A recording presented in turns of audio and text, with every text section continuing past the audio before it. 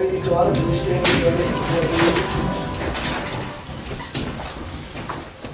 I pledge allegiance to the flag of the United States of America and to the republic for which it stands, one nation, under God, indivisible, with liberty and justice for all. Good evening and welcome to the November 13th, 2018 40 M Town Meeting. We'll take a moment of silence for those 40 M residents who passed away during the last month. James Butler, Danny Barrett, Thomas Purdy, Helga Miller, Maurice Burdette, Michael Lacrosse, Eric Wimmett, and Barbara Cruz. Probably Sam would know. Sam. I think it's Bill Ullman's mother-in-law, I think. Crazy. Crazy.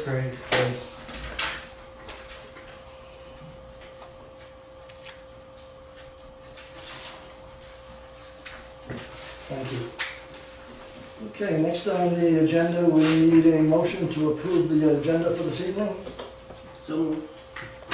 A second. Any discussion? I votes aye. Aye. Any nays? Any abstentions?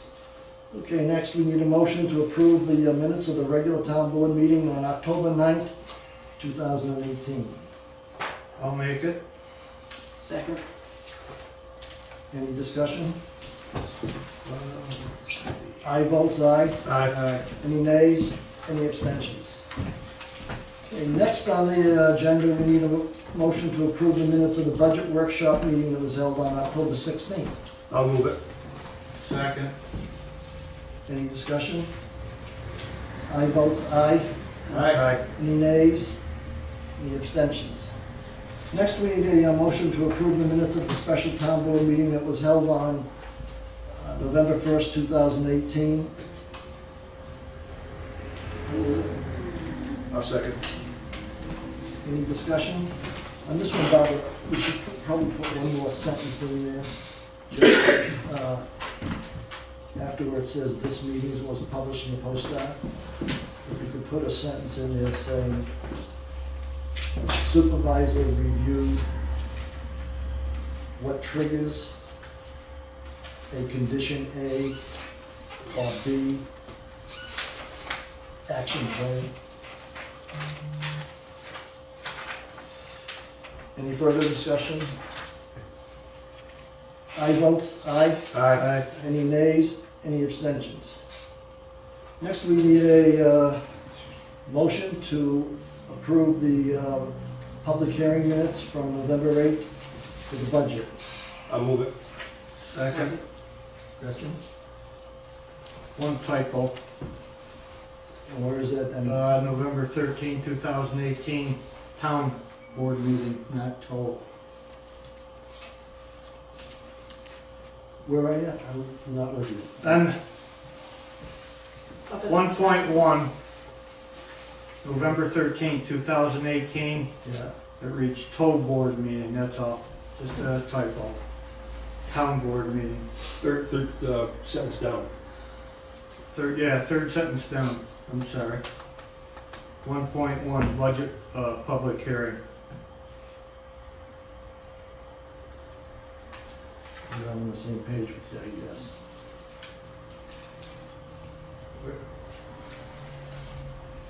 So at 1.1 is to approve the meeting agenda for this evening. No, he's on the actual resolution itself. Or the minutes themselves. What Minutes, page? You're Rich. on page 91? Yes, That's Richie, page 91. Are you on page 91? Oh, I see, I get it. Okay, it says 2018 tally, put an N there. Okay, tally. okay. Thank you. All righty. Any further discussion? I votes aye. Aye. Any nays? Any abstentions? Okay, now the financial reports. Remember, this month we're gonna have two financial reports.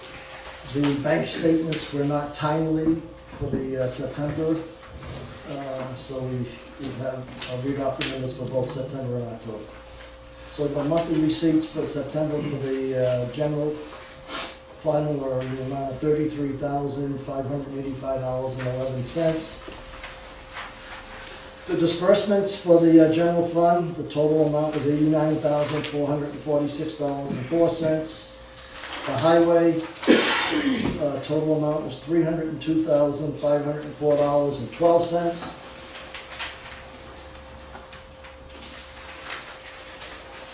The checkbook balances as of September 30th, 18th. The general fund, $36,839.10. The highway fund, $71,781.47. Youth commission, $1,883.96. The Hadlock Dam project, $239.99. The Hadlock Park District Fund, $2,252.36. The Consolidated Health District, $461.95. Trust and Agency Fund, $813.81. The Medical Reimbursement Fund, $100.90. The savings accounts, the General Fund, $435,247.45. The Hadlock Park District, $74,501.76. The Highway Fund, $495,543.96. LoSAP, $15,218.25. So that's September. Now for the month of October, the general fund receipts were in the amount of $95,509.16. The general disbursement was in the amount of $45,058.03. The highway was in the amount of $266,427.98. The checking account balances at the end of October 31st, 2018. The general fund was $87,290.23. The highway fund, $59,311.33. The youth commission fund, $1,994.04. Hadlock Dam project, $240. Hadlock Park District Fund, $4,757.76. Consolidated Health District, $461.97. The Trust and Agency Fund, $831.55. And the Medical Reimbursement Fund, $100.91. The savings account balances, the General Fund, $360,263.78. The Hadlock Park District, $64,501.76. The Highway Fund, $245,562.74. And LoSAP, $15,210.97. Okay, I mailed the board a copy of the actual budget for 2018 versus the actual spent versus the budget amount. Any questions on the actuals to the budget?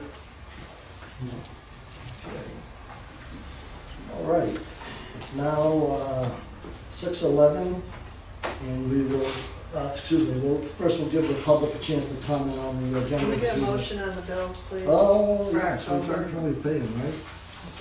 I'll make it. Okay, Danny, Yeah. I'll second. Thank you. any discussion? Aye votes aye. Aye. Any nays? Any abstentions? Okay, next is the opportunity for the public to comment on the agenda this evening. Is anyone in the audience like to comment on the agenda this evening? Since I see no hands, let's continue on with the public hearing.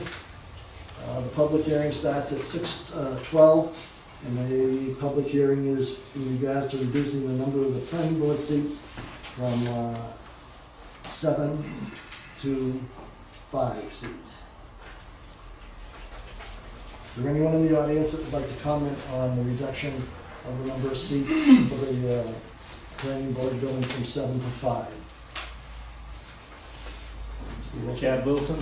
I would just like to make a quick comment that although I see here in the what you're trying to do is reduce it to 7 to 5. It's going to benefit the town. I'm not quite sure in which way. I think you should really keep it to 7 unless you're in violation of some law somehow by not running 7 number. Thank you for your comment. Thank you. Is there anyone else that would like to comment on? Okay, it's now. We're not gonna vote on it, so let's go table it. So we're gonna table the decision on the public hearing for reducing the seat number of seats from 7 to 5 until next month. There's a typo in one of the documents. We want to correct that, so we'll hold out until next month on that. So we'll close this at 6:30.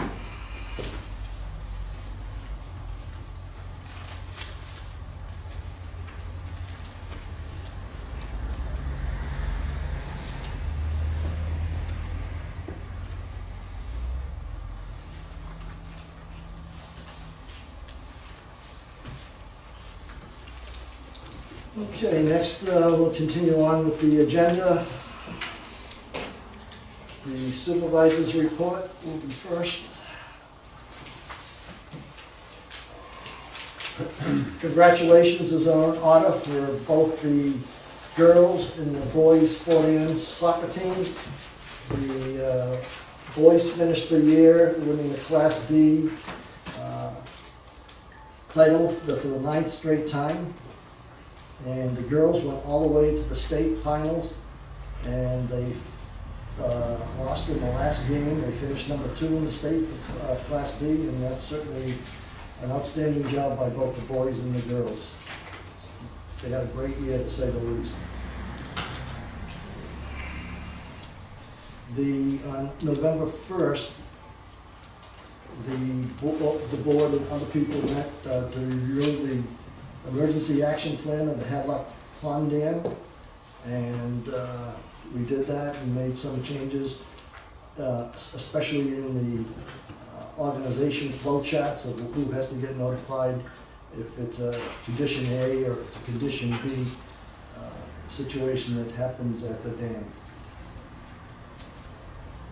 We received a letter recently from the Lake George Association, and it's about, they're asking that all of the towns that have properties that are on Lake George, that they consider voting on having a septic system resolution like the town of Queensbury has. The town of Queensbury has zoning, they have very specific zoning, where the town of Fort Anne doesn't have zoning. So it's difficult for us to pick and choose, if not impossible to do, which lake to do it.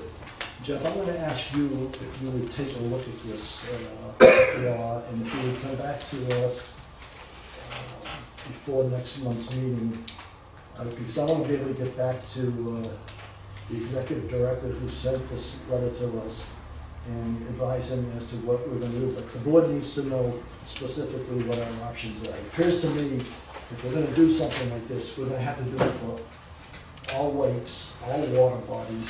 Someone said to me, well, Hadlock is called, its official name is Hadlock Pond, so therefore it's not a lake. I think we'd have to consider all water bodies. There is a zoning district for Pilot now. So I'll give you all options. Okay, that would be the safest one. Yeah. So we'll continue that on until next month. The Lake Hadlock Association sent the town a check in the amount of $110. They recently had a sale where they were selling t-shirts at the end of the summer, and they were kind enough to donate $110 to the summer program for the youth of Fort Anne. So we say thank you to the Lake Hadlock Association people for doing that. quick update on the broadband update. Seems like we've been talking about this for some time. There's 4 carriers in this area that will be providing sometime in the future additional coverage for the internet. And Slick is one of them, SLIC. And the latest update on them is they're gonna make ready and pull the permits in the spring of 2019. The fiber they're gonna install in December of 2019. HVW is Hudson Valley. Their completion date is anticipated in December 2019. Verizon, the earliest program construction will begin this fall and continue on a rolling basis until all the census blocks are reached. There's no specific time as to when that's going to happen. Spectrum says 2,000 to 3,000 new passings. Several hundred new passings have already been completed to date. The build-out will be completed by May of 2020. So it keeps going on and on and on with that broadband situation. An update on Hogtown. The construction did not begin this year because of the fact that the New York State Department of Transportation had not issued the awarded the contract to Ellsworth and Son at this point in time. They're still working to meet the requirements, the necessary requirements to be able to be granted the contract. We received an update this morning that they're still working, Ellsworth and Son are still working at it, and hopefully in the next couple of weeks should be able to have that in place. Once the New York State Department of Transportation awards the contract, the work cannot begin until May 1st, and more than likely that won't happen because of the fact that there's a brook that runs right through that bridge there, and the water will be too high for the work to take place. So the actual job probably won't get started on until late in the summer and will be finished in the fall. It has to be finished sometime, I think it's in late November or early December of next year. Virginia Parrott's daughter sent the board an email asking that her father and she would like to see some sort of a memorial sign placed someplace in Fort Anne to recognize all of the hard work that Virginia did during her years of service for the town. And I had suggested to Becky that she consider working with the Historical Society and come up with some suggestions. And if the board has any suggestions, feel free to speak up and let us know. And all the suggestions will be considered and final decision will be made regarding that. Well, I wanted to quickly update you regarding the harvester. I've had a couple of meetings. The harvester is now over at Northern Trucking over on Route 149. And I've had a couple of meetings with the gentleman, Randy, who's the guy who's in charge of the work that's being performed on the harvester. An interesting thing took place recently. The first meeting I had over at Northern Trucking was myself and Paul Winchell. And then a second meeting took place with myself and Charlie Hillebrand. Charlie is the guy who operated the harvester for the last couple of years. And interestingly enough, all of a sudden Charlie was able to tell us that we know that the company that built the original harvester is out of business. But lo and behold, they found out that the gentleman who actually supposedly actually built the harvester works at a place called Alpha Boats Unlimited up in Reedsport, New York. And Randy is getting in touch with this gentleman who, his name is Steve, I don't have his last name, but he's getting in touch with him to find out, okay, what should the pressure readings be? There are 8 different hoses, spools that have to get pressurized, and there's different pressures that are needed for each of these spools to have the harvester operate properly. The gentleman who supposedly built the original harvester was surprised that it was still going, I guess, and he said, maybe we should think about possibly thinking of a new one. And Randy himself said, he thinks even if he gets the boat operating properly this year, for next year's operation, that maybe the next year or two, and then that's probably going to be then too much for the boat to be maintained after that. But he doesn't even know that at this point in time. So a decision can't be made right now about what the future of the harvester is. We have to hope that that's the case, that we can get the thing back in the water at a reasonable cost and have it operate safely and not be a problem. But we need to get this one addressed so that we can continue on deciding what are we going to do going forward as far as the lake manager and whatnot. But we're going to have some discussion about the lake manager a little bit later on. This afternoon, a gentleman by the name of Joseph Giuseppe Messina stopped by here this afternoon, and you introduced myself. He's doing a project marked with FEMA and Washington County. So he's doing all the stream work. He just wanted to stop by and introduce himself, and he wanted to make certain that myself, the clerk, and the board members were aware of the fact that he's out looking at properties that have ridges up near their homes or whatnot, and in case somebody would call the town and say, hey, what's going on, at least the town knows something is taking place. But it's in regards to the plan that Washington County has. It's one just part of the plan that they have. Last and not least from me today is next month, starting in December. The January, February, and March town board meetings will be held at the Fort Ann Firehouse on Route 149. The start time will be 6 o'clock each evening. So that will be December, January, February, and March.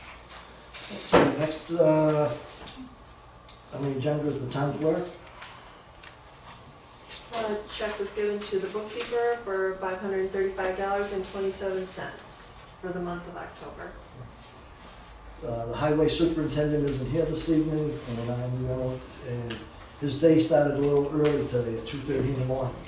So I guess he was tired. I don't know why.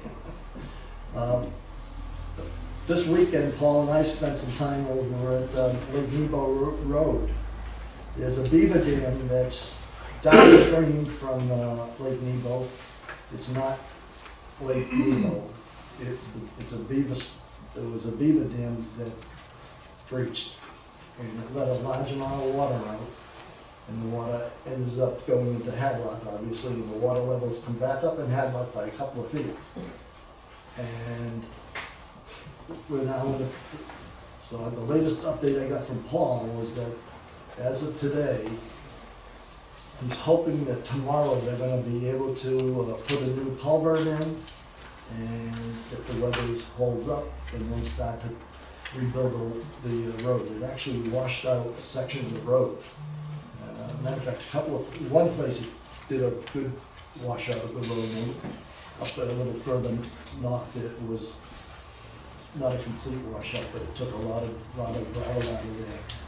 He said to me today, which is surprising, I mean, it's all weather dependent, obviously, but he said if everything goes well, he hopes to have the road open by the end of the week. Well, extremely lucky that there weren't any people up in the homes on Lake Nebo. As you know, to get to any of these homes on Lake Nebo, you get in your boat and you go to the home. And then when you want to go back to your car, you get in your boat, you go to the dock, and you get in your car. The person who initially called this into us, Scotty Baldwin, he lives way up on Lake Nebo Road, and it was just beyond his house where the washout took place. He was up winterizing a couple of boats on the lake, and his truck was up there for a few days. So he was on his four-wheeler. He did some great work for us. Then public safety got involved. They came over, took some pictures of. It's probably hard for you people to see. Here's the lake. and the beaver dam was down here someplace. When I first got the call, I thought the thing was about the lake in the dam. I said, oh my gosh, there was a beaver dam. And it let a significant amount of water out of that pond that the dam had built up. So it's gonna, obviously, Paul's got a couple of things on his plate right now, getting the road fixed and getting it open, and also making certain that the water level over at Hadlock gets down to time, so before it gets too cold and we start to get some freezing. Remember last year, we got an early freeze, and the year before, Gretchen, I remember, it was a late freeze, and we weren't wondering what was gonna happen about the fishing tournament. Okay, next we'll hear from the town board members. Gretchen? I've got a newsletter from the Washington County Office of the Aging. There's a lot of information in here. I think there's one up on the bulletin board, and the senior citizens get this newsletter as well. And I can leave it here if anybody's interested in looking at some of the activities that go on. I've got a couple of brochures, cons, and scams on what people should look for with telephone calls and using your credit card and whatnot, and how to help or how to get help if you need help with heating your homes. Also, each month, the Office of the Aging has a program at the Fort Ann Library. And today we had one with Carolyn Oderkirk and Arlene Green giving a talk on the homes in Fort Ann, how old they are, how historical they are, and exactly where they are, and who lives in them now. It was really very interesting. At these meetings, they give a lunch afterward for $3, and it's kind of fun. The next event is going to be December 11th at the library. Deputy Travis Earl and his canine will do a program on detecting drugs. So be careful if you go. What's that date, Gretchen? December 11th, I'm sorry. Thank you. And that's going to be at 11 o'clock in the morning. Macaroni and cheese will be the lunch.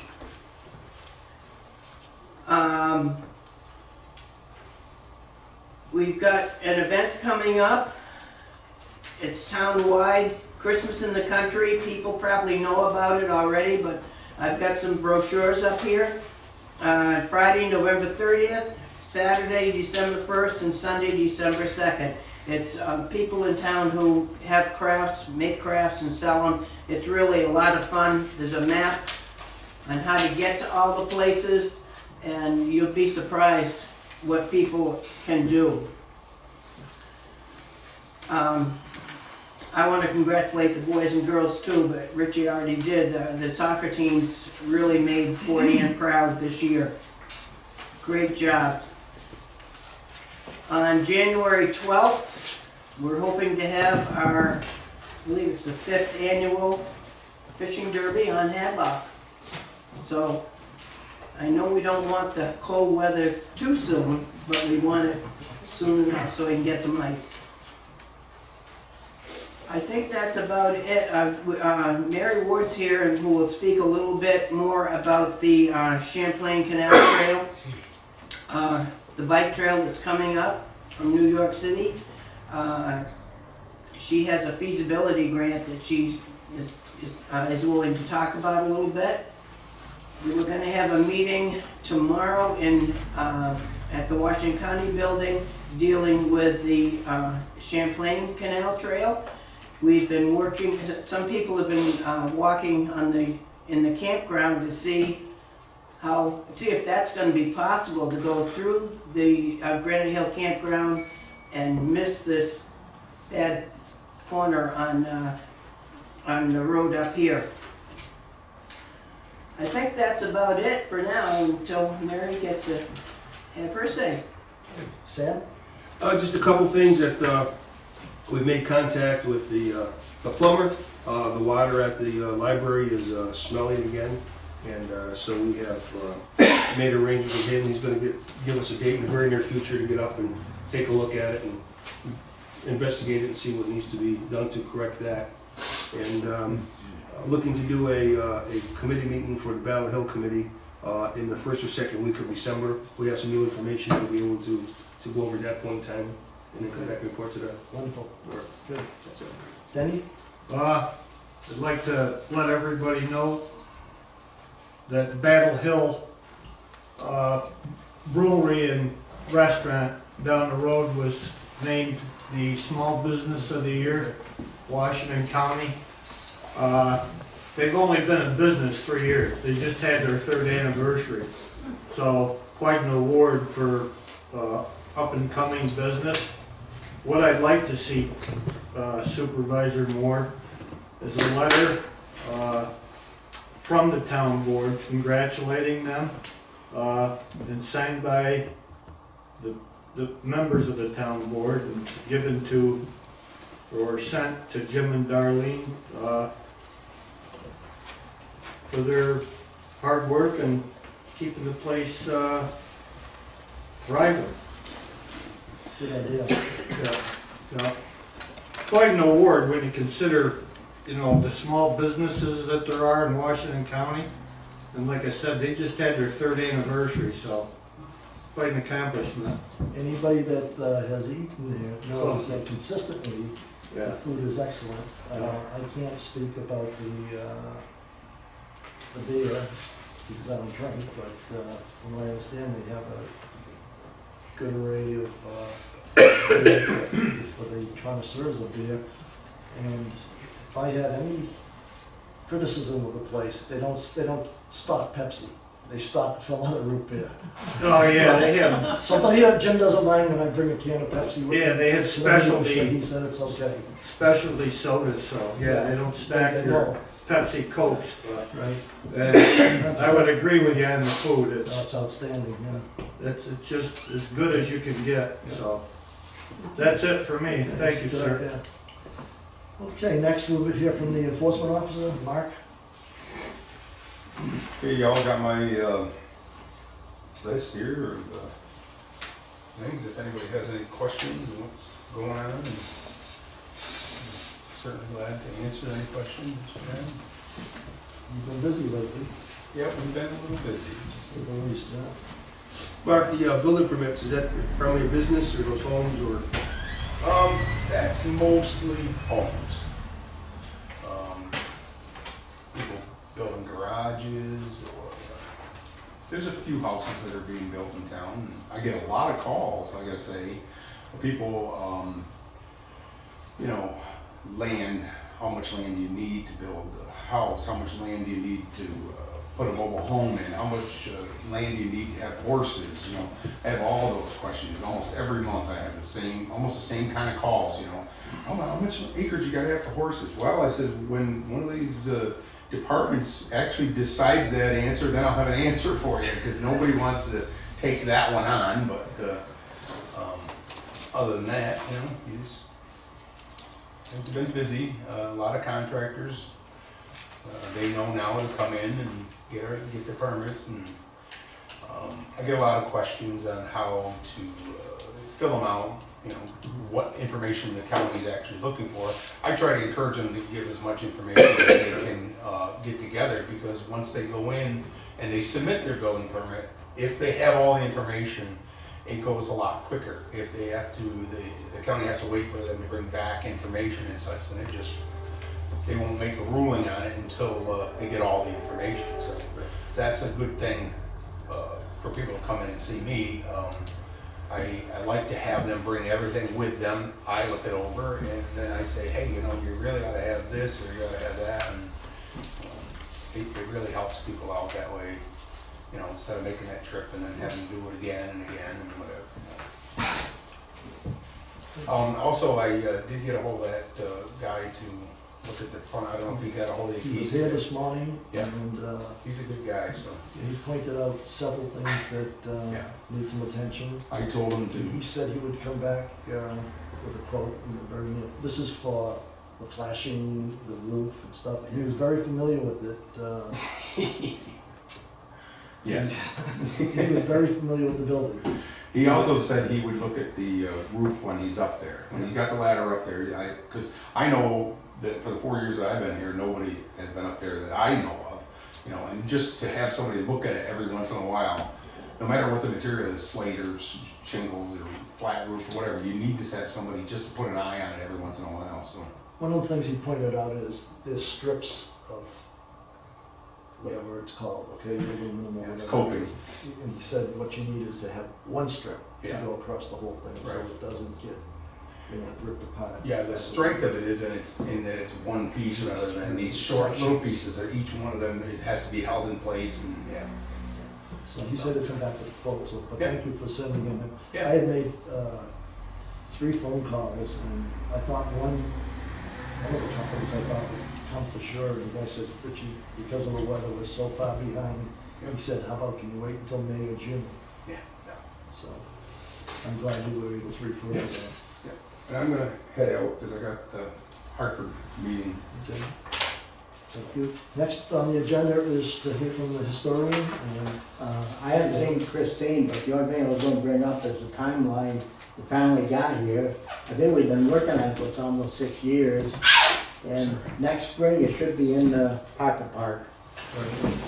And I haven't seen it. You said it was here, so. it's over, it's now being housed over at the rescue squad. It's wrapped in bubble wrap, so it doesn't get damaged. Yeah. And in the springtime, it needs to be installed. Arlene was here this morning, and she was ecstatic about it. Yeah. And Like I say, one thing about the timeline, we made it out, we filled out the other thing. The first time, they sent back, where's the pictures? They want pictures of the the French and Indian War and the Revolutionary War. Don't they know when the camera was invented? I mean, I couldn't, but I was just a sideline, but anyway, that was it. Okay, Dale, thank you. That's good, Dale. Yeah. Okay, the dog officer is in here. The board has a copy of his report. Does anyone have any questions? Okay, next on the agenda is last month, we were asked about the possibility of delaying the drawdown of Hadlock by 2 weeks and delaying the filling of Hadlock by 2 weeks so that people could work on their docks. Paul isn't here this evening, and he's gonna play an integral part in the decision as to, or the recommendation, I should say, on what should be done about this. So I think what we should probably do is think about tabling it. I know that as of Saturday night, just before it got dark, I went down to my dock and I measured how much the water had come up in that relatively short period of time. And I said to myself, wow, if we were like 2 or 3 more weeks into November or December and it happened, and the water was this high, there would be no way we would be able to get it down in time, far enough down before the freeze probably would take place. And so it's something that needs to be, I don't think, my recommendation to the board is I think we should table this until next month for the decisions, so Paul's here, because he's ultimately the person that's held responsible for the water level. Is that okay? So we just table it until then? Yeah.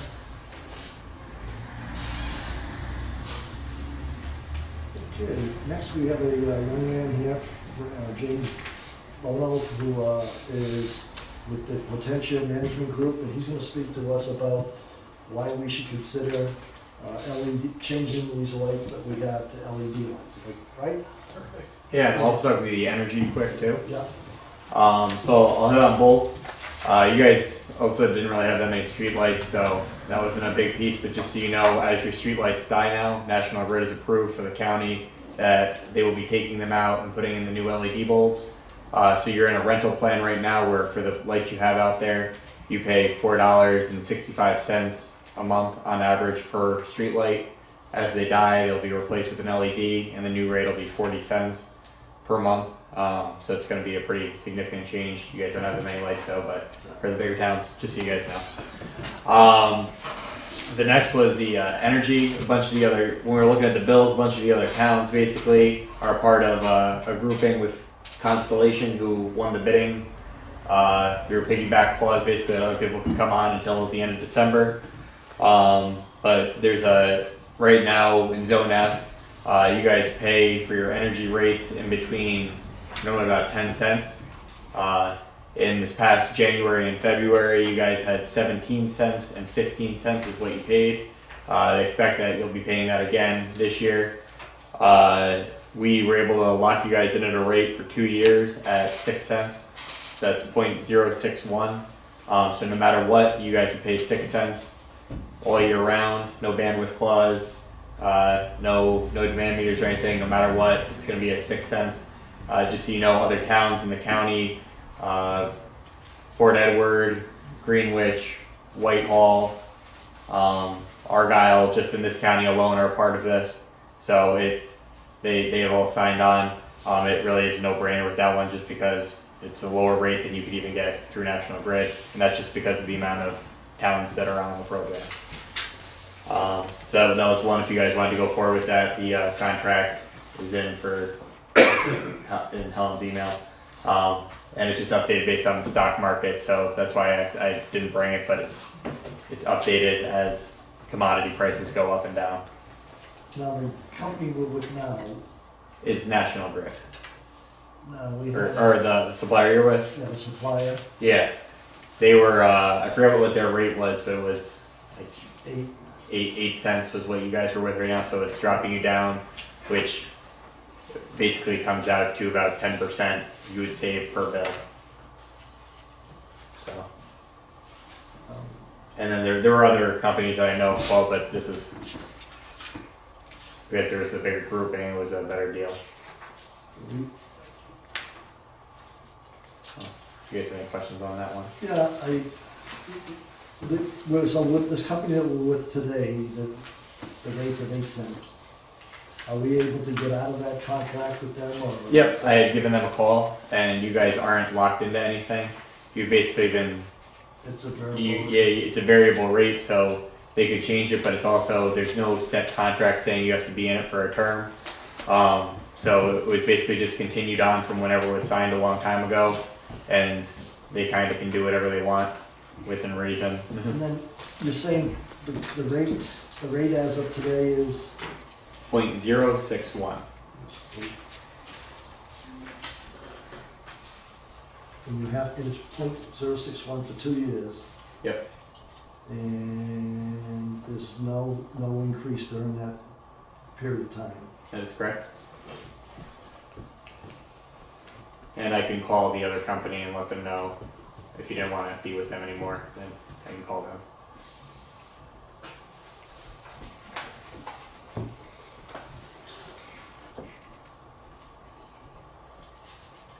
I'm just making some notes. Now, how do we know that this is the best deal for us, that someone else doesn't have a better deal? We're a New York State Energy Authority ESCO, so we basically had to put it out for bid. We have to keep everything within, it has to be all within different, like, I don't want to say codes, I don't know if that's the right term, but basically we have to make sure that, like, we can't like add adders in like outside contractor could. So we had to put it out for bid, and that's why we were able to get the lowest price. We checked with Blue Rock, American Energy, Constellation, any of the big names that are in this area, and Constellation just about always wins, and that's only because they have the most power factories in the area making the energy locally, so they're able to get it because they can just give it real close instead of having to bring it up from Texas or one of the other places that makes the energy. What happens after 2 years? After 2 years, you would go back onto National Grid, but typically I'll shoot an email out around the end of year one, and I'll just say, hey, this is how much you guys saved. Right now, like if it's a time to buy or not, I'll say, hey, it's worth it because it's basically a stock is the best way to look at it. So as I see it, if there's going to be a drop in the market where I'll see the price will go down, I'll say, hey, now's a good time. You might be able to get on at like 5 cents. If you guys want to move forward at that point, then you would just continue it on for another 2 years. And again, we would put it out to bid. Whoever gets the lowest price wins. Any other questions? Back to the light bulbs. There's three lights. Yeah, that's my question. Let's finish this one. This is on the national grid, but let's finish this first, then we'll go to the last one. What, do you have any questions on this, Devin? No. Jeff, too? This,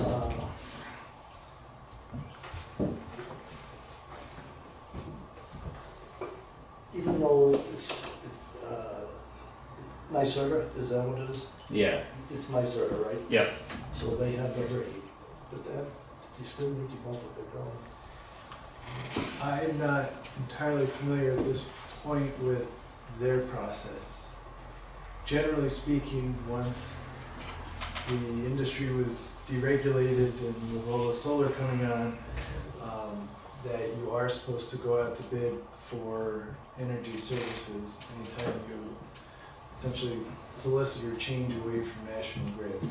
Now, the reason I asked the question is, we had a presentation made at the county last week.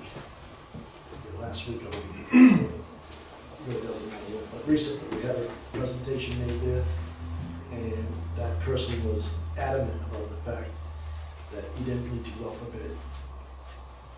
But there's, in my thinking, is that because the price varies from company to company, that the safe thing to do is to go out for bid. Now, the problem with waiting to go out for bid is that the price could change. Right. I don't know if I could just pop in. That is true with deregulation. You don't technically have to go out for bid, just because you always have to have energy. But it is a smarter thing to do. That's why we put it out for bid. Because we're a New York State ESCO, so we can't give you, like, I can't have a favorite company who could give me a kickback or something. I have to put it out for bid. So that's why I was able to find what the lower rate was. But it always makes sense to do it, but they are correct. Technically, you do not have to go out to bid for your energy.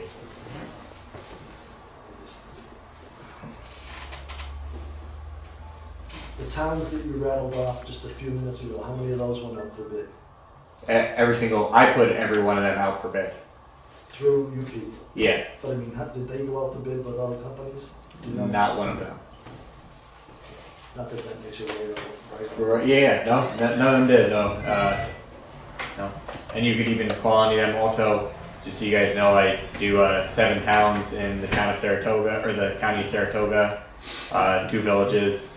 I also do Rensselaer County and 5 in Scary County, 6 in Albany County. So.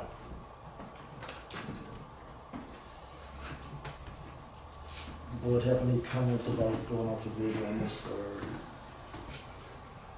I just had a question. You said we would be locked in at the 6 for 2 years.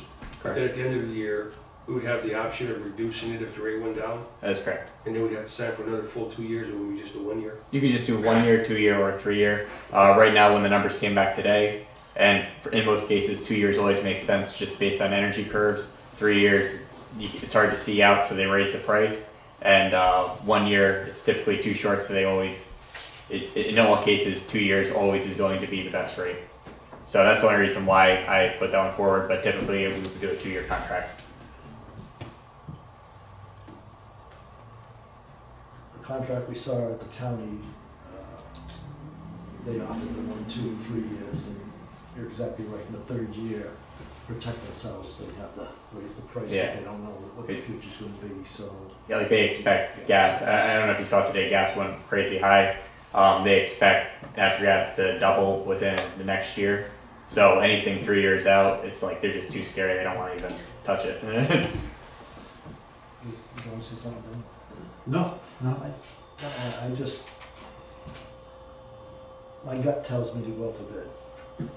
put an ad out. You know, you're playing Russian roulette somewhat because you're gonna wait. A month from now, the rate could be 7.5. Or Yeah. it could be 5.9. Yeah, typically in the winter it will go up and then it'll drop back down. Spring, it's cyclical. That's basically based on solar in the area. I just don't, I think we'll be better off. Better off to go ahead and put out a bid. And if your rate is still the lowest, you know, so be it. Yeah, that's fine. You have to be careful though, that you're comparing apples and apples. Because I had a call, I won't mention any names, but we had a call from a gentleman who's very, very aggressive. American Tire again. Like I said, I wouldn't mention any names, okay? And very aggressive, and their rate was .0499. And talked about, you can get a rebate check at the end of the 24-month period of time, but it's a variable rate, okay? And so there's, you're gonna get locked in at that number. 2 months later, it could be at 7 point something or 9 point something, and you have nothing to protect yourself. Just as an example with that, and I'm allowed to bring their name up because I've asked, but Shaker Point at Charlotte, which is a huge nursing facility down by Waterville, they had entered into an agreement with a company of that name, or that type, whatever you want to call it, 3 cents. And they thought they had the best deal, plus they were getting a rebate check of $1,000 each month. Then I looked at their bill 2 years later and they were paying 22 cents per kilowatt hour because it's a variable rate and nobody is telling them to stop, so they can just bring it up to whatever they want. So if these are dated back in September, I see, the first one's September 7th, that was September 15th. So if we were to put these out to bid, you would bid on, would it come back at the same price, or would it come in maybe higher or lower? I don't have any, you shouldn't have any energy contracts before you. I don't have well, I've got dates on here, on the proposals. Those proposals are the lighting. I think you're looking at lighting. Same, too. Okay. But The National Grid, we sent them three bills. Right. Okay, and he worked out on those. Okay. That's where he got his information from.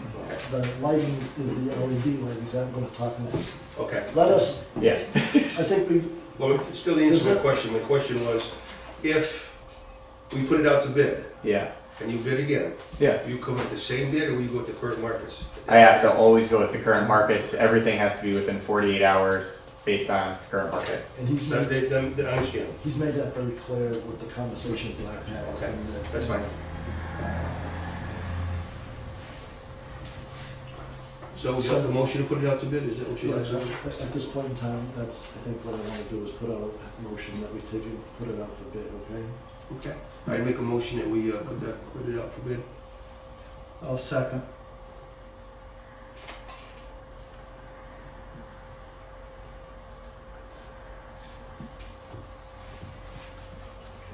Aye votes aye.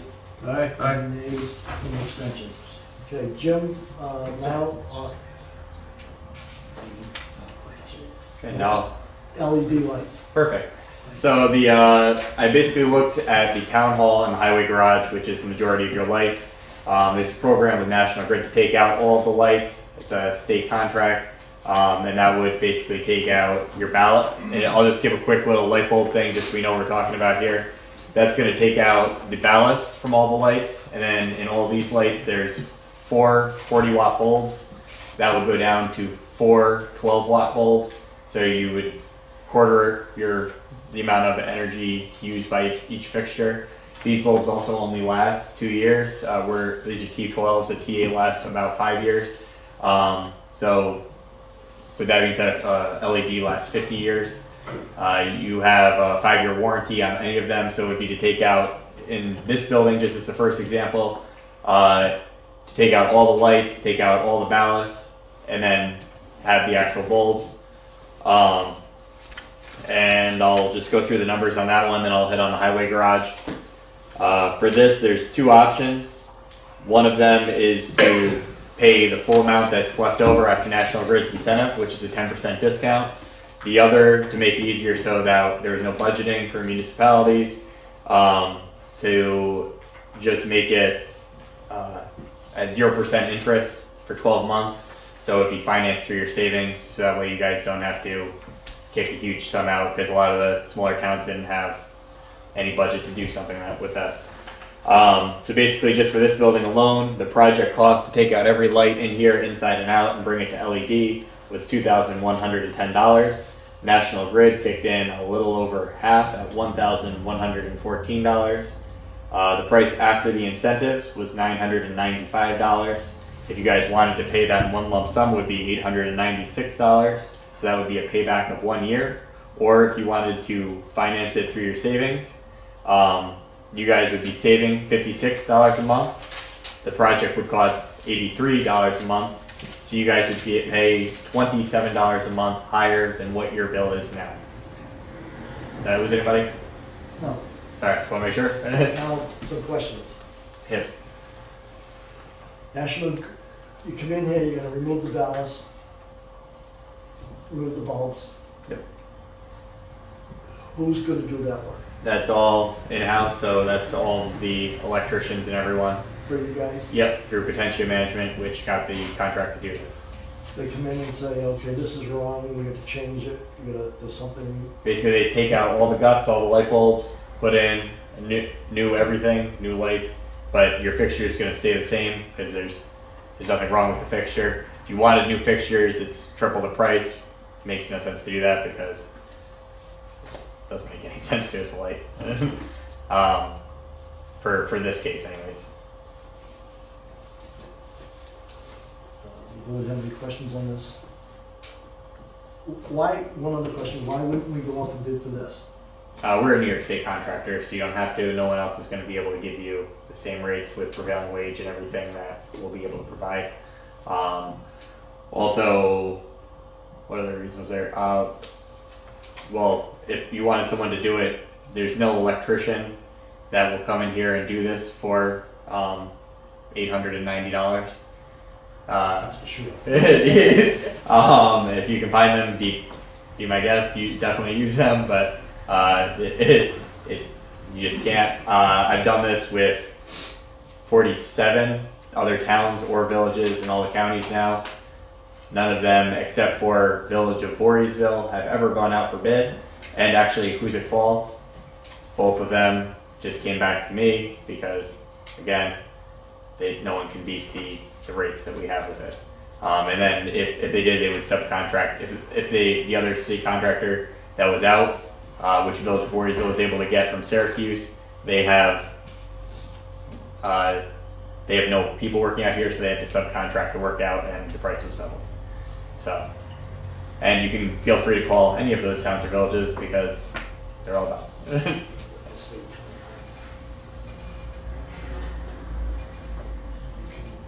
Who's the state contract president? And I believe, I don't know if your town's different, but in this county, just because we again have done town Village of Greenwich, Argyle, White Creek, town of Fort Edward Town Hall. If you go down Saratoga County, we've done Moreau, Saratoga, just as Northumberland, just as some ones that are close for, and with all those, I have no idea why I was just telling you about them, but yep, so those are nearby. Oh yeah, if it's under a certain dollar amount, then it also didn't have to go out for bid, but I forget, I know it's different in some of the towns, so. And then I'll just go over the highway department quick. Before you do that, hold on just for a second. Okay.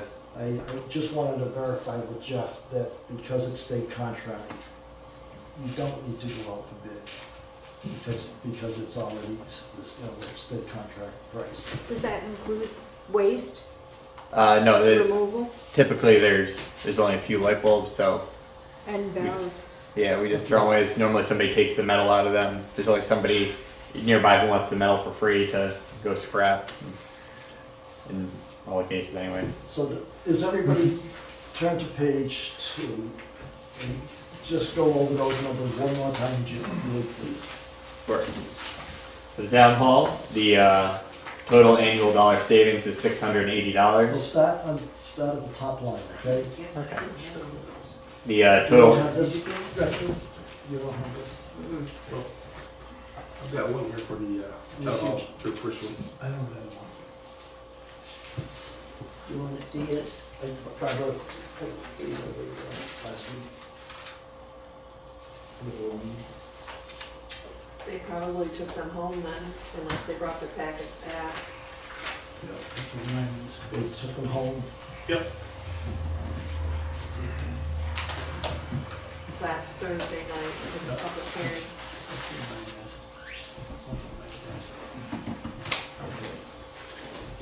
Let me see what you have, Sam. It's right there, Rich, next to you. You and Denny shared this one. Yes. I got it. You do have it. Yeah, we They, should. they have one. I told them to bring it back. We'll share. Yeah, Denny, you got yours? Mine's home. Okay, so I'll share. Yep. do me a favor, start with the top, sure. go line by line, if you would. Sure, so the total annual kilowatt hour savings is calculated to be 6,189 kilowatts. The total annual dollar savings is $680.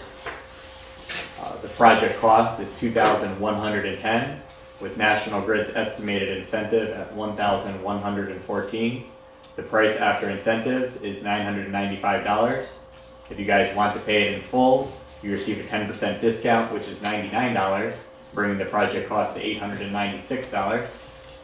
The payback would be 1.31 years if financed. If done in the lump sum, it's about 1 year and pretty spot on 1 year.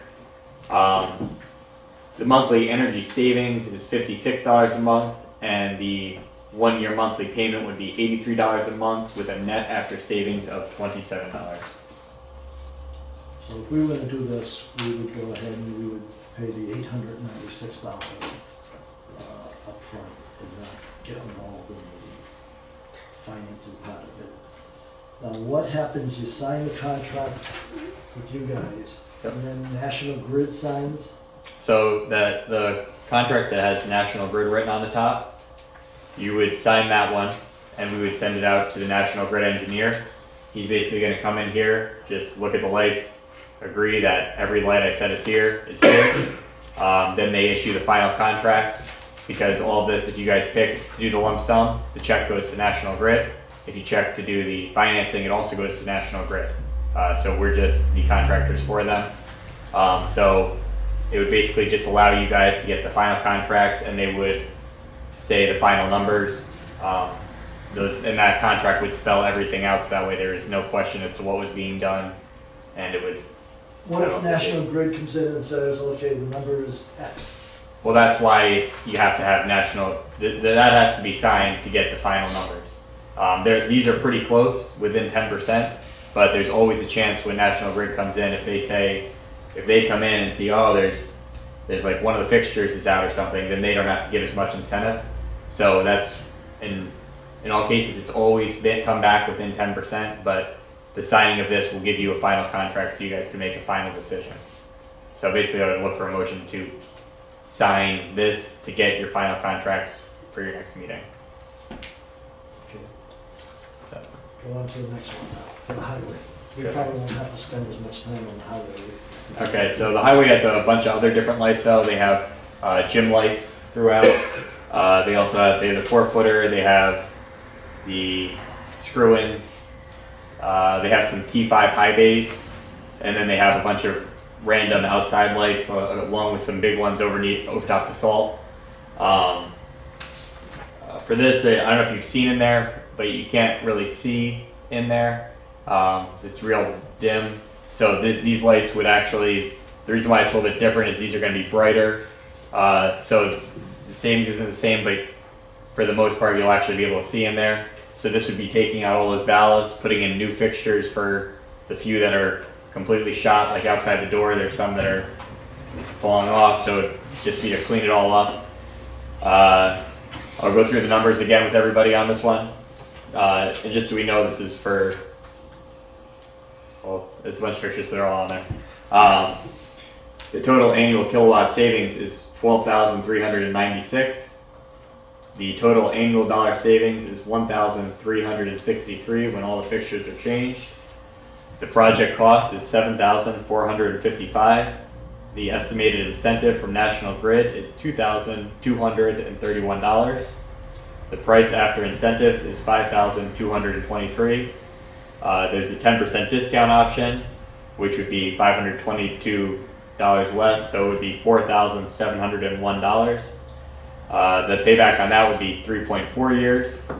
The monthly energy savings for this would be $113 a month, which your bill is only, I think it's only like $300, so it's pretty considerable. Basically, if you guys were to finance that, it would be $435 with a net after savings of $322.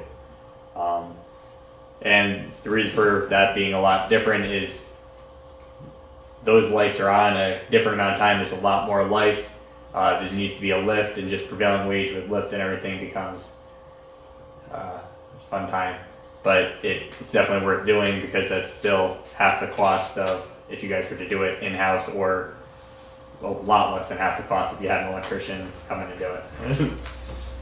Now, if the board were to decide to go forward with both of these, both the town hall and with the highway department, and we sign this agreement with you, and National Grid comes in, I want to make certain that I know that if National Grid comes in and we don't like what National Grid has to say. No, these are preliminary contracts that would get you your 2 final contracts for each one. These are pretty, the numbers are pretty close, but they are the ones that have to get the final numbers, because it's their program and they do what they want. You could have the approval say whatever you need to in order to have the board feel comfortable. You know, to the extent that the number varies, you guys can say, authorize you to sign the preliminary, you can authorize you to sign it up to, 2% variance, 10% variance, or, sign it no matter what. It's entirely up to the board. Everybody, so what Jeff's saying is, you can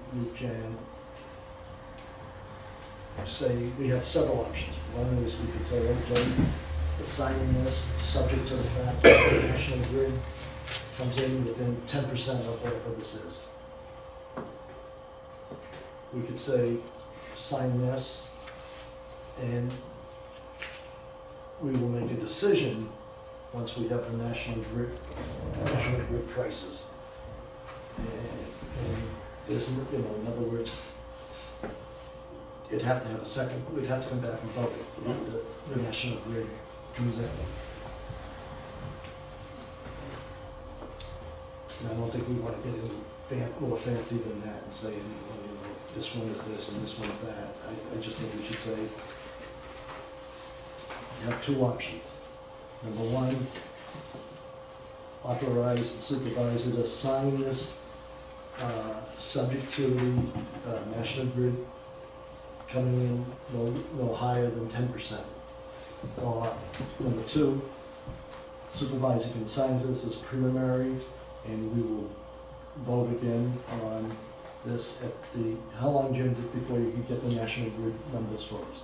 If it were signed today, typically within 30 days we have an ESP or the final contract issued.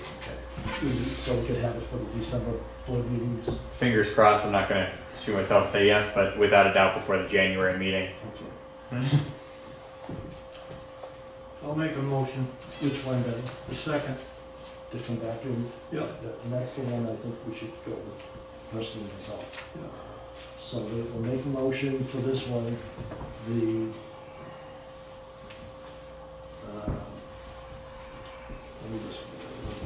so Denny makes the motion. Who's second, Sam? A second. And this is, based on National Grid.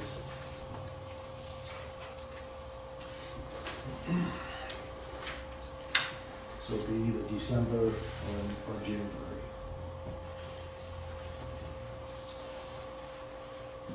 All right. Any other questions of Jim? Do you do, did you do McDermott's?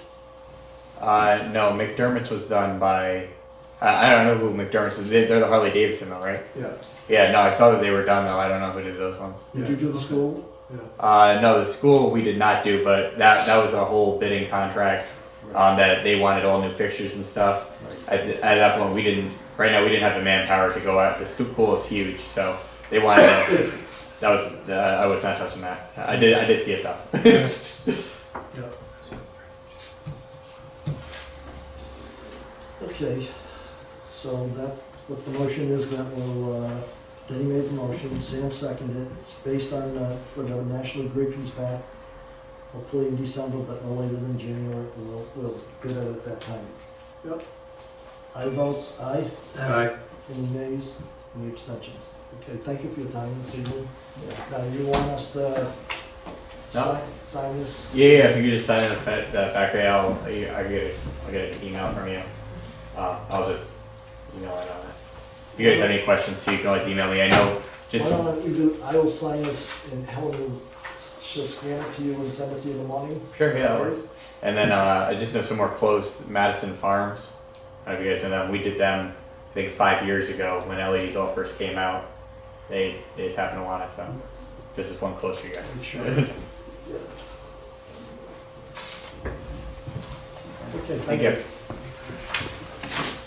Okay, next on the agenda is to open the RFPs for suction harvesting on the Hadlock Pond for the summer of 2019. There was one received today at 2:20. I don't know what your deadline was. The deadline was Friday afternoon at noontime, so it was not received in a timely manner.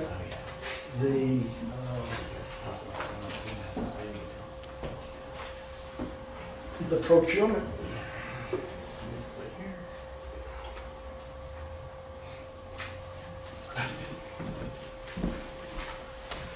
The procurement policy, Jeff, talks about professional services.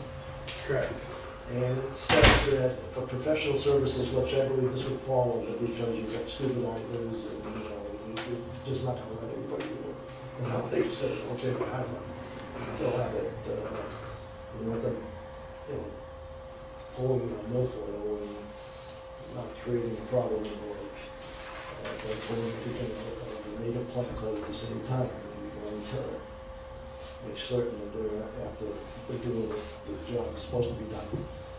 That states under the procurement policy that, you really don't need to have an RFP.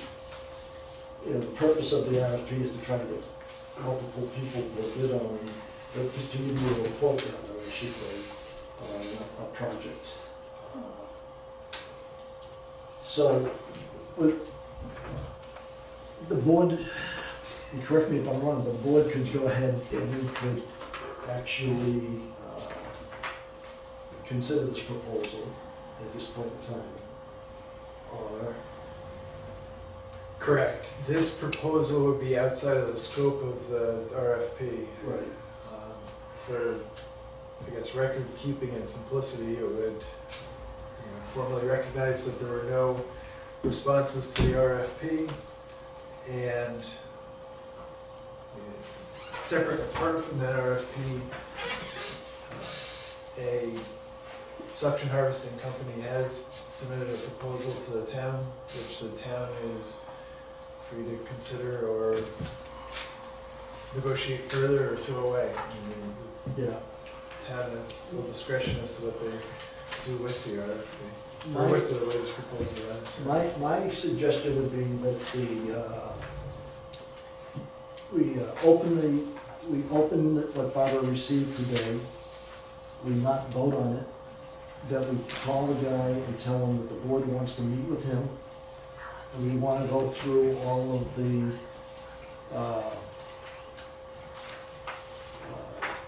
whatever his recommendation is before we make any decision.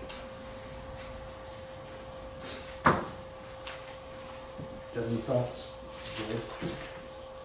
Yeah, I support that because all we do is looking at it and have accepted it. Oh, yeah, we're not, We're just, yeah, we're just looking. we'll just open it, I'll make copies to you guys, Why don't you open it up and just see how many pages we're talking about?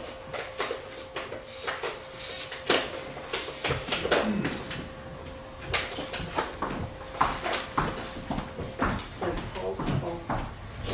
There you go. Oh, that's That's not nice. all right, Aqualogic. Drop this off this afternoon. Oh, we have plenty of copies for everybody. We're supposed to have, it. Yeah. There you go, take one and pass it along.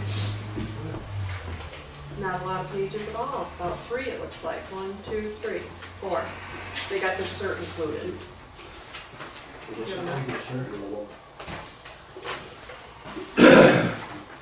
Here's Debbie's, excuse me, for you.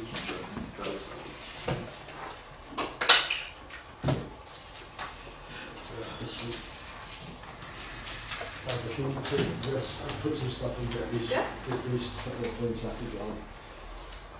Okay, so it talks about the number of divers, 2, the number of surface support personnel, 1, $900 a day. Blah, blah, blah, blah, blah. That's different than what we've seen in the past. There's another one here for $1,250 a day.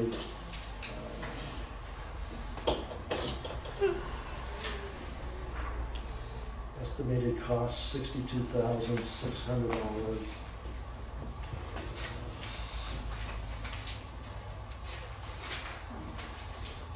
There's liability insurance.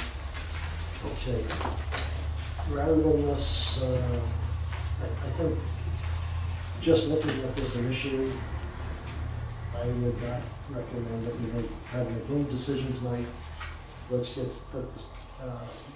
let me call the guy tomorrow, get a date from him that he's going to be available, and then we'll reconvene at that time. It might be, and I'll see what his flavor is as far as maybe putting it on the December board, town board meeting. It needs to be before that.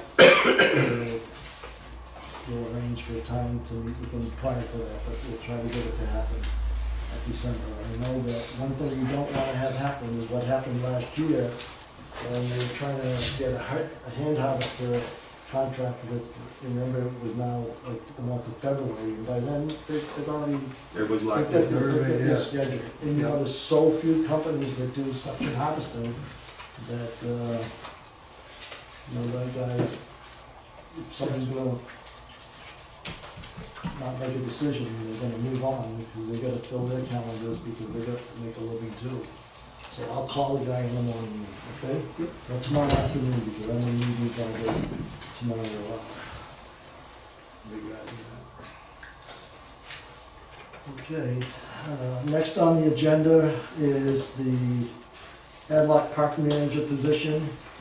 And, you know, I know we said we'll discuss it today, but I was hoping that we would have a definite answer on the harvester before we go further with this. And I just think this is not gonna be a 10 or 15 or 20-minute I don't believe this is gonna be a 10 or 15 or 20-minute conversation. I think it's gonna be longer than that. And I think maybe what we might want to consider doing is having a separate meeting just to cover the Hadlock, that's the park manager position. And your thoughts would be as a board member? I think that's a good idea. What does your calendars look like, either next Monday night, the 19th, or Tuesday, the 20th at 6 o'clock? You've got the Yeah, library yeah. This Monday, Monday, that thing is 6, the rescue squad, you mean? or, I mean, The rescue squad, yeah. Next week is Thanksgiving, in case anybody's going away. Yeah. I have family plans. Has to cook, bake, eat. Thank you. That's on Thursday, right? So, what's your calendar look like? I'm leaving Wednesday. You're leaving Wednesday. So maybe Monday and Tuesdays are not good, then maybe we should have it the following week? do that. We just look at my calendar and see what we got. I don't think I have any baking courses that day. Let's see.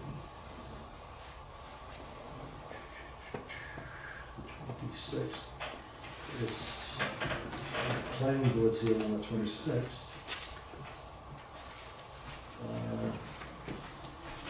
How about either Tuesday the 27th or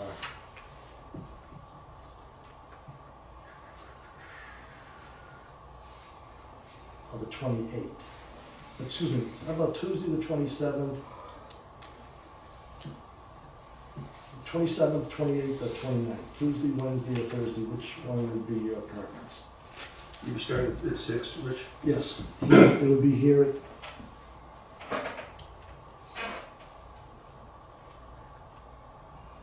which date would be better for you, Tuesday, Wednesday, or Thursday?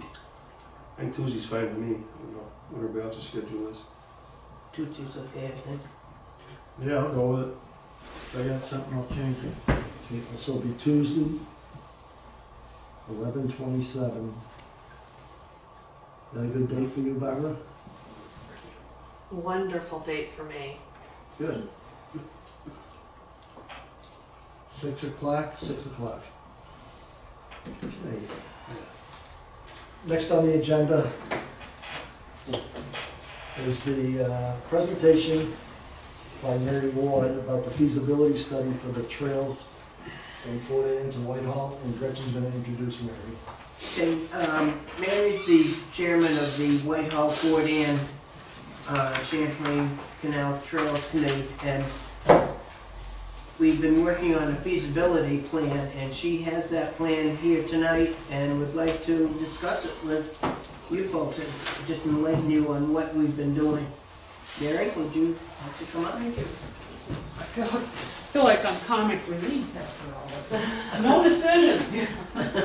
This is our, anybody else, if you guys, I don't know, if you folks Yeah, want a thank copy you. of our study, this is, Thank you. for me personally, very exciting. I'll start by saying thank you to, you were the first town to put some money in the till for us, and that really got us going and meant a lot. This study, it's kind of like planning for the plan in a way. We learned a tremendous amount doing this, and we think we've got a really good plan, really good idea of where we want our trail to go between Fort Anne to Whitehall. We're the last, the trail that we're talking about is called the Champlain Canalway Trail. It is to go from Waterford, which is down near Troy, to Whitehall. They started working on it back in the early 90s. Washington County is just now getting going on this. So it's particularly exciting because this study, I've never done a study like this before. This was new to me. I'm like confused all the time. When I would talk to people and say, well, we started the study at such and such and now it's finished, they go, you did what? When? Huh? Apparently we were really speedy. We got this done very quickly, but it's breaking the ground metaphorically for the next step. So we're pretty excited about this. The Board of Supervisors is on board. They formulated a committee called the Ad Hoc Trails Committee, real original name, because we're talking about trails throughout the county, recreation trails throughout the county, not just bicycling, snowmobiling, four-wheeling, horses, birding, skiing. It just brings, it's great for those of us who live here, and it will bring in business people to eat up at the, what is it? The brewery. Yay! So we're pretty excited about this. Our next step is a design study, which gets us right down into the nitty-gritty of exactly which piece of ground the trail's going to go on and how much it's going to cost us, what kind of bridge we have to build, what kind of culverts we need, on and on. So that's the next step. The county managed to get a $430,000 grant to do that. Which is like, oh yikes, I'm glad I'm not part of that one. That one we hope will not only get us the design, but we'll be able to buy some construction material with that as well to get going. And there's 40 again is ahead because I think you guys brushed out where you wanted the trail to go. Whitehall was still like, huh, trail, what? So this is pretty exciting for all of us, and I just need everybody to know that this is happening. We're still a couple of years away from actually putting the shovel in the ground, but we're really, really making tremendous progress, and I'm here to say thank you. Any questions? Mary, the grant money, the $430,000, whatever it is that gonna be now available from the village to Whitehall, or is it from Comstock only to Whitehall? I believe from the village up. I don't know exactly.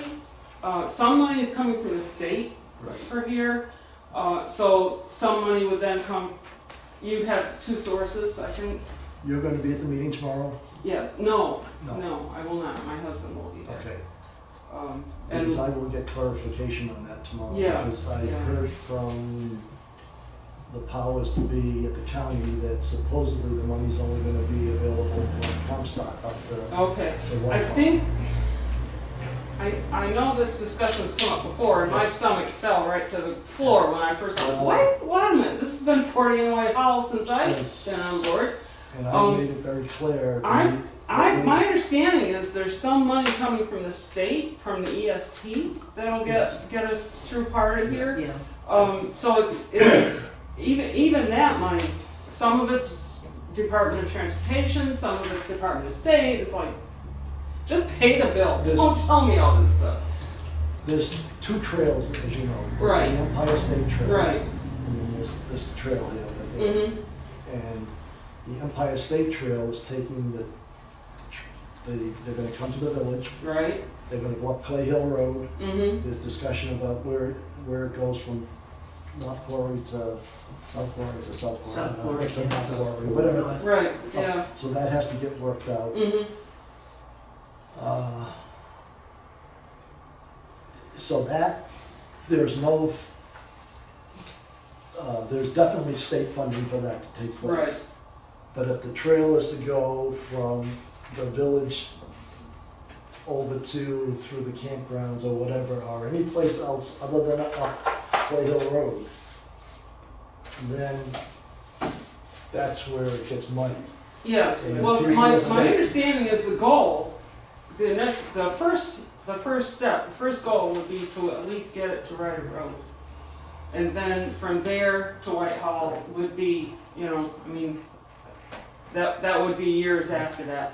I can't stand here and answer you, clearly, but I do, if they don't include this part, I'm gonna be upset. I will get clarification tomorrow. Okay. The audit committee meeting is tomorrow morning, and supposedly the trails meeting will not start until the audit committee meeting is over with. Right, So they moved the ad hoc meeting back to To 11 11 o'clock. because of the Audit committee. budget meeting, so, yeah, they should, Okay. I don't know, I can't answer it, but if it doesn't, I think they're looking at grants. It's time that they have to make a decision as to Yeah, what the money. the thing is that my understanding when we started this, people were saying, you just gotta get this feasibility study done because that So opens that the drives doors. everything. That's what drives the That whole opens the process. doors for all these other grants, and the people, remember when we were up at Chazen with the state people? John and Bush and those people. Yes, and they said, at that time, they said, oh, they were kind of looking at the floor and goes, well, our money's kind of already spent and all this stuff. I'm like, we got millions of dollars, what is the problem here? But they did say, yeah, everything is tied up right now, the grant monies are all, it was all done for that time. But as soon as money came available, they'd be supportive of us getting it, because they understand what we're after and why we do not want it on Clay Hill, why we don't want it on Route 4. So I feel like we need to keep you know, the squeaky wheel gets the grease, but there is grease there. Right. You know? I'm sorry, that's a metaphor, but I feel confident that it's, You'll be at the meeting tomorrow, Gretchen? Yes. Thank you very much. okay, Thank thank you. Thank you, Mayor. Mary. Okay, now we will go on to the adoption of the budgets. Resolution number 108. Barbara, if you'd be kind enough to read the resolution. Resolution to adopt the 2019 budget.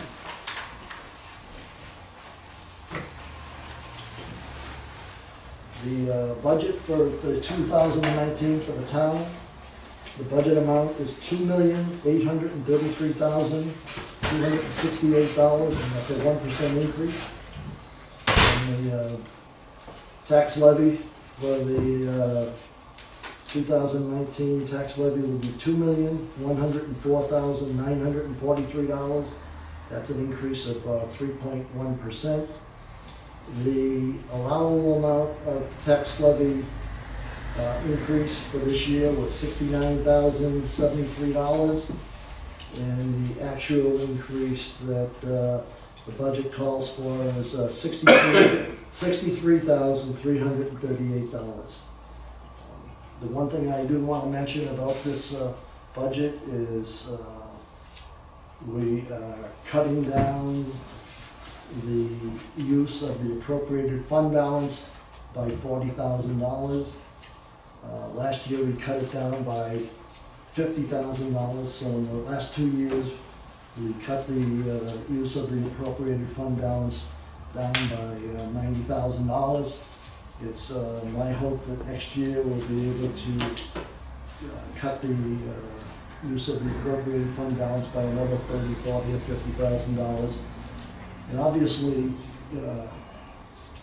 depending upon what you get from the state as far as what you're allowed to increase plays a role in how fast you can cut it down. And we spoke about a couple of meetings ago, this was 2 meetings ago, that we spoke about how the use of the fund balance went up back in 2015, in November 2015, November 2015, when we were working on the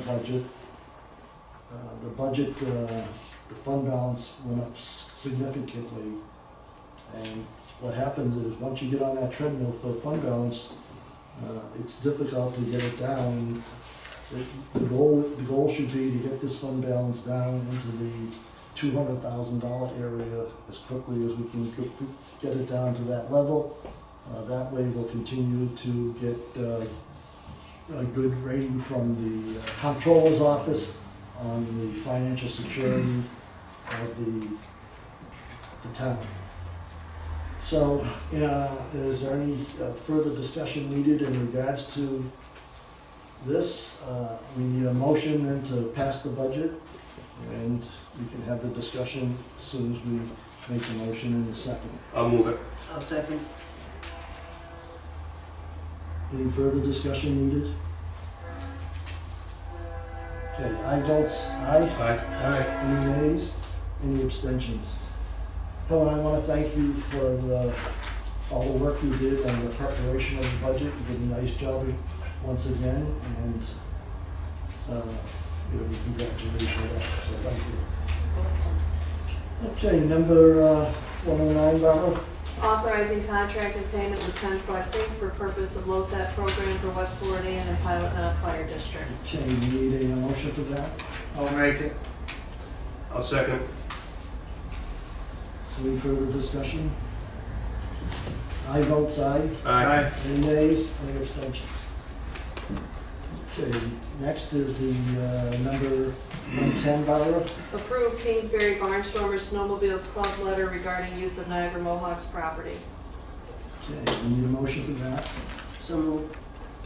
Second. Discussion? Discussion. Where is that actually located, that piece of property we're talking about? Well, there's a bunch of sand. You should have a color map in front of you. Yep, I just had like that. this. Yep. If you look at the color map, you'll see there, these trails already exist, there are no new Okay. trails. This is a contract that the Snowmobile Club has to give to National Grid each year. And you can see on that color, on the color map, Yes, you see where the red dots are? yes. Those are the properties that, you know, that National Grid, Niagara Mohawk, that the Barnstormers Club needs to send the letter to. And what they have to do for each town that they do, they have to go in and say, you know, that the town itself doesn't have any objections to this. It's not that the town approves it or anything, it's that we don't have any objections of letting them go onto that property. And does it, does where they egress onto the highways? Right. That's, Yeah, that's, it's nothing, that's all. nothing's changed at all. Okay. This just has to do with the annual thing that they have to send to give to National Grid or Niagara Mohawk. Got it. Any further discussion? I vote aye. Aye. Okay.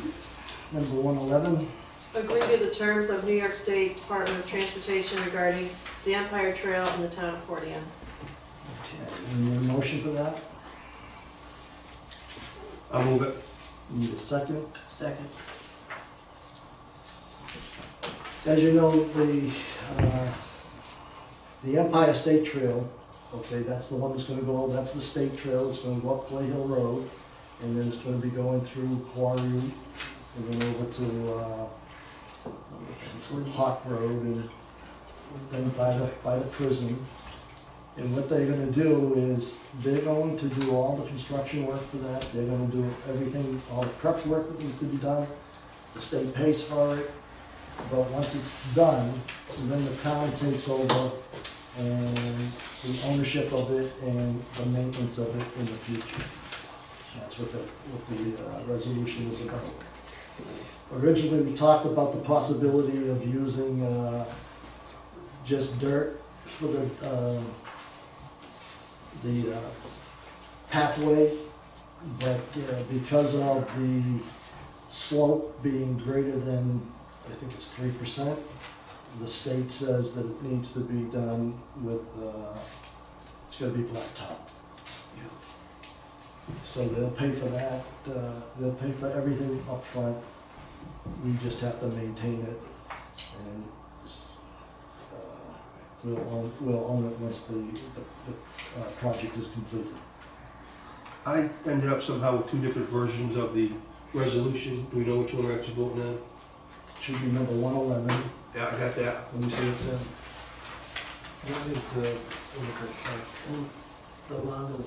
Yeah, the longer one that Jeff did. The one I did was just a rough Okay, draft got it. that you would have gotten All right, Thursday so we're, night. yep, we're using one, okay.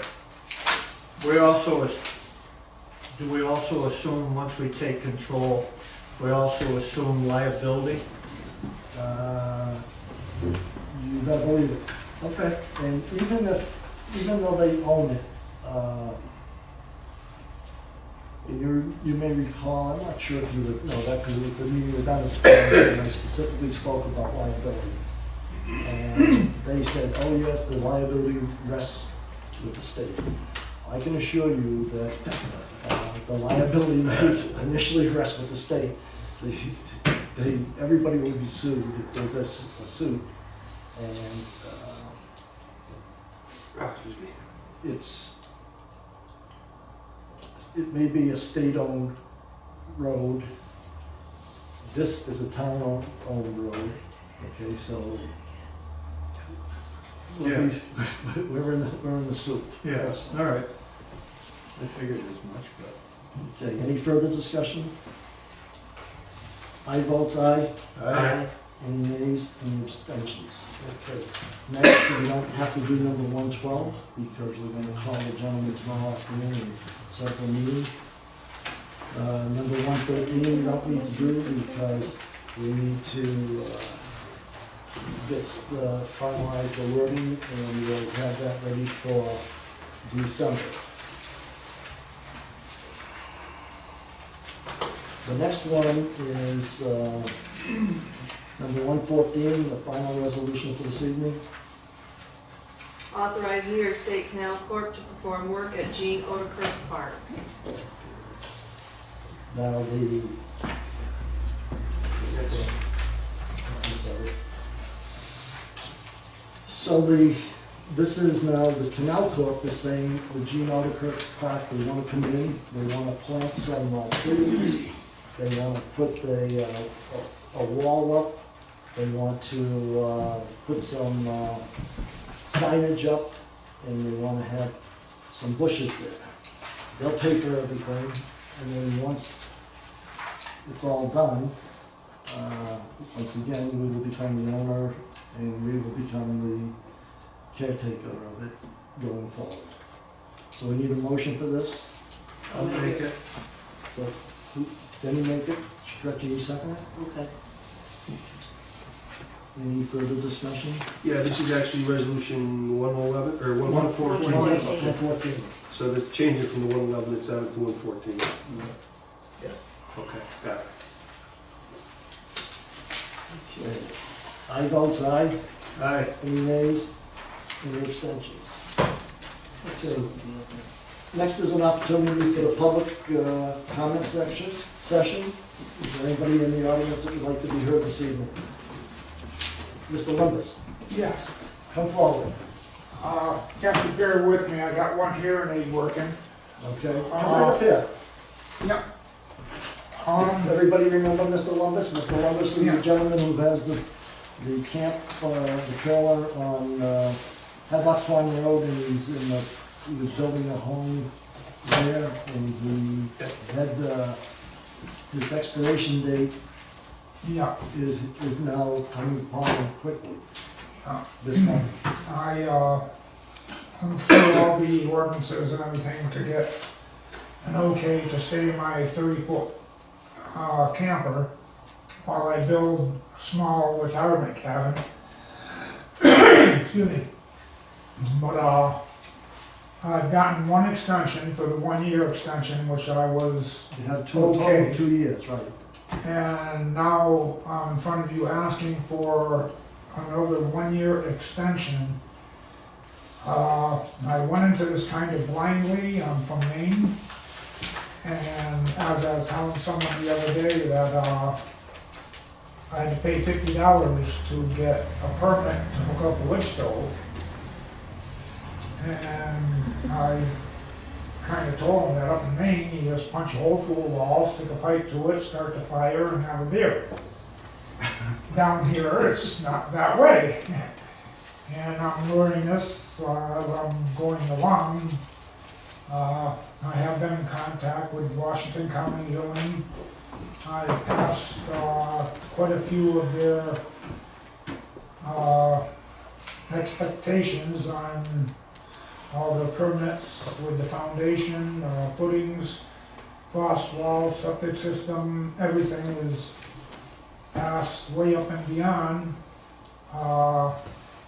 Where I stand now is, I just called up Eric Summers yesterday over Washington County for an open framing on the inside of I have all the walls up and partial roof, and the open framing has to be done. I've been going on like a checklist right down the line of what they expect me to do and how to be done.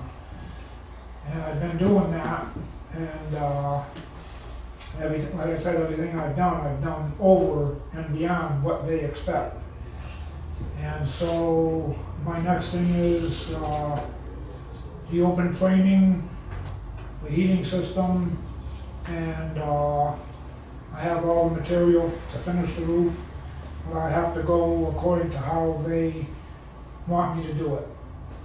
So I'm asking for 1 more year to finish everything I have to go do in accordance to everybody's zoning laws, and to do it correctly, and it's taking me a little bit extra time. I'm doing everything on my own, by myself. I have hired out a couple contractors locally, I believe in putting my money back into Fort Ann. I'm gonna be retiring here hopefully, and I'm just here to ask you all for one extra year. One quick question. Yeah. Today, the way it's built, the top is flat, right? The what The now? structure right today, there's a flat top on the whole Yes. structure, right? Yeah. Right now. What's gonna go on top of that? Okay, I was talking to Eric, and Does the board know Eric works down at Yes. yeah, Eric Summers, over Washington County. And I'm not sure at this point, but he said if I wanted to keep it a flat roof, I already have the materials, 3/4 inch, water resistant So, press okay, board. so you've spoken to him about that? That's So what I was can, concerned. put that on top and put a sealer over that. And, I can, according to him, after I do all the insulation, the heating system, and hook in the water and my septic, I can stay in the lower part of it till I build on top. In other words, he would be willing to give me occupancy Yeah. permit if I do want to build on top of that, or I was thinking of putting like an octagon gazebo up top, but I'm not sure. But right now, my primary object is to get the bottom all done and waterproof, taken care of, insulated, water system in, septic system in, heating system in, and roof waterproof and all the sides. What's the likelihood you'll get this done in the next year? What is the what? The likelihood that you'll be able to get this all I done? will be able to do it. Okay. Right now, I'm about 3/4 of the way into the major portion of the main structure of everything. Like I said, the septic system is already in. I just have to put a pipe, water system drilled, well, already okay, just have to put a pipe. I have to go according to what they want me to do in order of the way they want it done.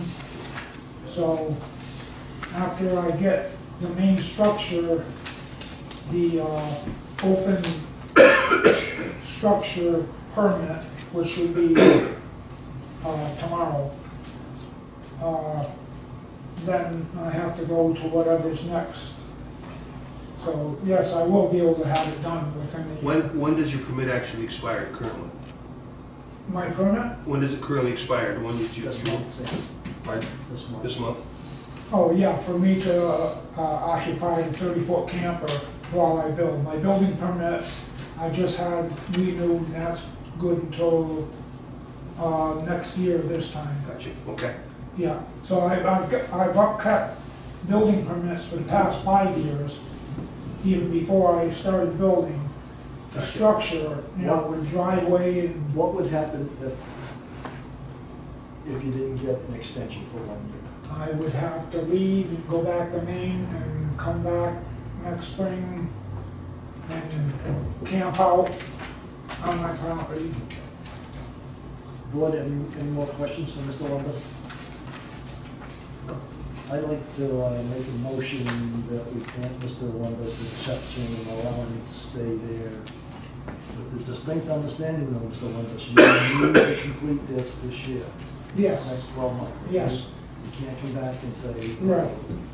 Yep, perfectly understood. I'll second it.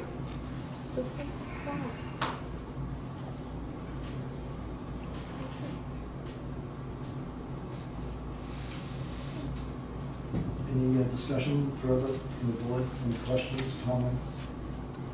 No. Okay. I vote aye. Aye. Any nays? Any abstentions? Okay. Is there anyone else in the audience that would like to be heard this evening? Dale?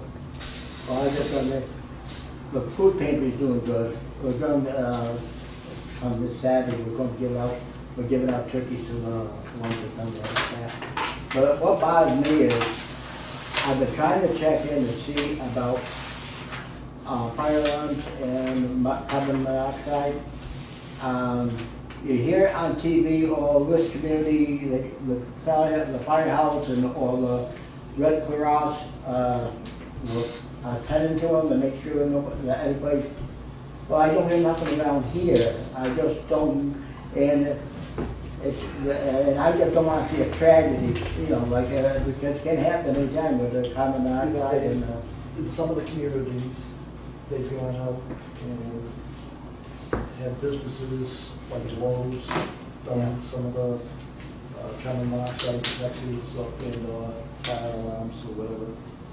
And that may be something that can be pursued, that people who run the program, can possibly do that. Who's running the, is it still? the food pantry? Yeah. I ended up with it, yeah. And who else? My wife and, well, we got a couple others, but it's just the two of them mostly. Really? Yeah, but we get a lot of donations for Westport Inn churches, William Food Inn, other places around. There's other outfits, and even the food baskets we're giving out, coming from some people are giving individuals, so they're doing good. It's just that with that end is okay, but I didn't know if I was supposed to, or was the firehouse, or what about this, because it'd just be a shame if somebody passed away because of a lack of I don't know. $20. Yeah, I don't know if the firehouse would be able to do it. No, that's why I don't understand, they advertise on TV different ones, and I don't know who to contact here to. Well, I guess you could probably, why don't you have a conversation with Kevin Lovell? Okay, Start that conversation with him, see where that goes. I don't know where it will go, right, but at least have that conversation with him, okay? okay. Let us know. All right? Anyone else in the audience would like to be heard? Since I see no further hands up, we need a motion to go into executive session. The purpose of the executive session is twofold. One is to have the discussion regarding some current litigation. And the second one is the employment history of a particular person leading to the appointment, the employment, promotion, demotion, discipline, suspension, dismissal, or removal of a particular person. So we need a motion to go into executive session. I'll move it. You need a second? Second. Okay, it's now 7:55. Yeah, You're all set. You're all set. Like I said, I'm working on one here in the. Okay, good to go. Thank you very much. I'll be in touch with you, Mr. Moore, thank you. You're welcome. Yep.